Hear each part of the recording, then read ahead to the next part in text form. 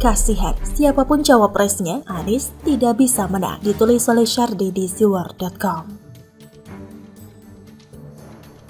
Sebelum kita lanjut, jangan lupa subscribe dan nyalakan loncengnya agar Anda menjadi yang pertama mendapatkan informasi dari jurnal terupdate.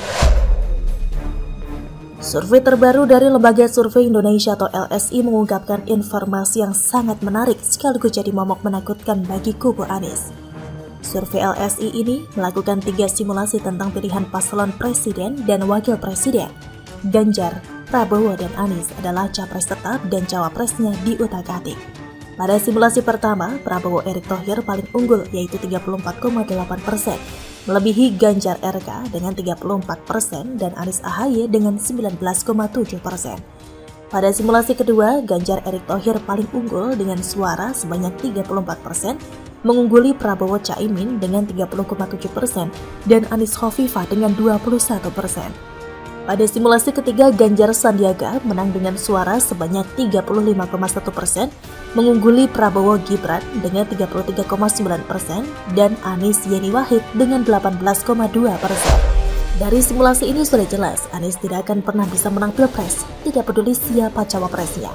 Anies hanya akan jadi penggembira di Pilpres. Anies sudah menjadi kartu mati, bisa dibilang sudah kalah bahkan sebelum Pilpres dimulai. Anies tidak punya harapan lagi, bahkan meskipun Anies berduet dengan tokoh hebat lainnya seperti Mahfud MD. Mahfud saja ogah bersanding dengan Anies. Mungkin hanya ada satu jalan Anies bisa menang Pilpres, yaitu mengajak Novel Mukmin yang katanya punya suara 130 juta orang. Cap politik identitas yang melekat dalam diri Anies benar-benar sangat mematikan. Seluruh rakyat Indonesia sudah tahu dan Anies tidak bisa berkutik. Anies tidak bisa mengubah dan membalikan keadaan. Apalagi para buzzernya yang cukup barbar dalam bernarasi membuat banyak orang muntah seember. Pada Pilpres nanti pertarungan hanya akan berputar pada Ganjar dan Prabowo. Kekuatan hampir berimbang setidaknya untuk saat ini. Anies suruh pulang saja dah ketimbang capek-capek keliling Indonesia pakai pesawat jet dan iming-iming door prize bombastis tapi hasilnya tetap sia-sia. Koalisi perubahan lebih baik bubar saja dari sekarang, ketimbang tarik ulur dan bikin drama murahan seolah sudah sangat hebat tapi isinya kosong melompong. Nasdem yang paling pusing dan sudah pasti sedang panik karena kapal yang hampir karam tidak bisa diperbaiki lagi. Para buzzernya pasti sedang gigit jari. Kalau mau hiburan, suruh ILC atau Tifatul Sembiring bikin polling. Dijamin Anies akan menjadi pemenang mutlak dibandingkan jika Ganjar dan Prabowo digabung sekaligus.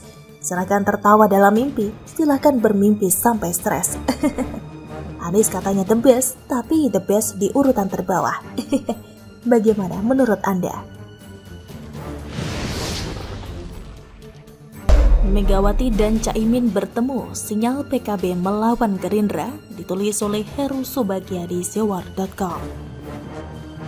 Sebelum kita lanjut, jangan lupa subscribe dan nyalakan loncengnya agar Anda menjadi yang pertama mendapatkan informasi dari jurnal terupdate.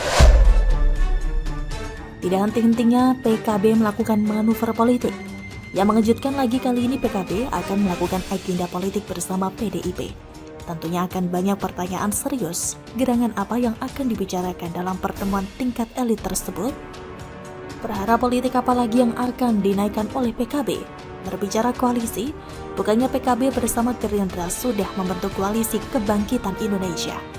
Ketika Gerindra banyak melakukan pembukaan dan komunikasi politik dengan partai lain seperti Golkar dan PAN, bisa jadi yang menjadi alasan PKB untuk melakukan hal yang sama. Ketua Umum Muhaimin Iskandar tentunya akan terus bermanuver hingga mendapatkan pengakuan dan juga tiket menjadi wakil presiden. PKB berani lompat pagar dan menyeberang ke koalisi lain jika ada jaminan dan kepastian tiket wakil presiden tersebut menjadi jatahnya. PKB akan melakukan langkah politik yang berbahaya dengan akan diadakannya pertemuan dua elit ketua partai PKB, baik entitas PDIP dan PKB. Rupanya sudah diketahui oleh jajaran pengurus DPP pusat masing-masing partai. Artinya memang benar dua ketua umum partai akan bertemu dan membahas berkaitan politik dan isu strategis. Sekretaris Jenderal PKB, Saiful Huda mengatakan PDIP telah mengajak partainya untuk berkoalisi dan mengusung Ganjar Pranowo sebagai calon presiden di Pilpres 2024. Hal tersebut disampaikan Huda merespon rencana pertemuan Ketum PKB Muhaimin Iskandar atau Caimin dengan Ketum PDIP Megawati Soekarnoputri. Yang menarik disimak jika ajakan berkoalisi ini telah disampaikan langsung oleh Sekretaris Jenderal PDIP Hasto Kristianto saat berkunjung ke DPP PKB beberapa waktu lalu. Jadi PDIP lah yang berinisiasi lebih dulu membuka komunikasi politik. Ini benar juga asumsi awal jika PDIP memulai membuka diri untuk mencari dan menambah mitra koalisi partai. Wakil Sekretaris Jenderal atau Wasekjen PKB Saiful Huda mengungkapkan ada ajakan dari PDI Perjuangan atau PDIP melalui Sekretaris Jenderal atau Sekjen Hasto Kristianto agar PKB kembali dalam satu koalisi. Menurut Huda, rencana pertemuan kedua Ketua Umum Muhaimin Iskandar dan Megawati Soekarno Putri merupakan hasil tindak lanjut dari pertemuan-pertemuan antara PKB dan PDIP sebelumnya. Betul juga PKB sudah koalisi dengan Gerindra. Namun demikian, menurut Huda, koalisi PKB dengan Gerindra memang tidak menutup PKB untuk bisa berkomunikasi dengan partai politik lain. Kerugian besar akan diterima Gerindra jika PKB justru pertama yang melakukan kesalahan langkah, yakni meninggalkan Gerindra. Sudah jelas jika Ketua Umum Partai Gerindra Prabowo Subianto menyebut Partai Kebangkitan Bangsa atau PKB sangat menentukan calon wakil presiden atau cawapres yang akan diusung Koalisi Kebangkitan Indonesia Raya atau KKIR. Artinya tidak akan manuver PKB untuk bertemu dengan PDIP tidak akan mengubah posisi tawar sebagai pihak yang memberikan persetujuan siapa yang akan dipilih pendampingnya. Hubungan PKB dan Gerindra itu sangat serius, kata Prabowo. PKB dan Gerindra juga sudah menaikkan kesepakatan politik. Tidak bisa satu atau dua pihak bersama-sama melanggar dan meninggalkan satu sama lainnya, kecuali mereka sepakat untuk membubarkan KKIR.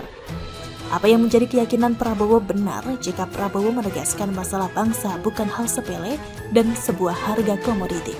Oleh karena itu, penentuan cawapres yang akan mendampinginya perlu pembahasan dan perhitungan matang. Setidaknya, PKB tidak hanya beryuforia cepat-cepat mendapatkan tiket wakil presiden. Dengan melakukan manuver yang salah, justru PKB tidak akan mendapatkan posisi politik mapan.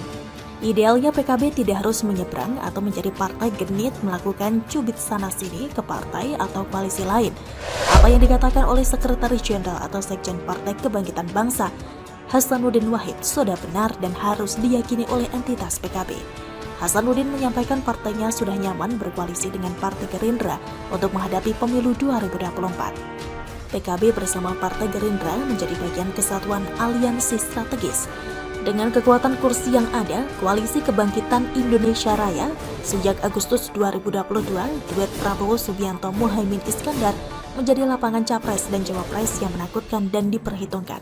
Apa benar jika Gerindra sudah menghilangkan peran politik PKB dengan meniadakan jatah wakil presiden? Pertanyaannya untuk elit PKB, mungkinkah jika PDIP akan memberikan tiket wakil presidennya untuk dampingi Ganjar Pranowo? Bagaimana menurut Anda?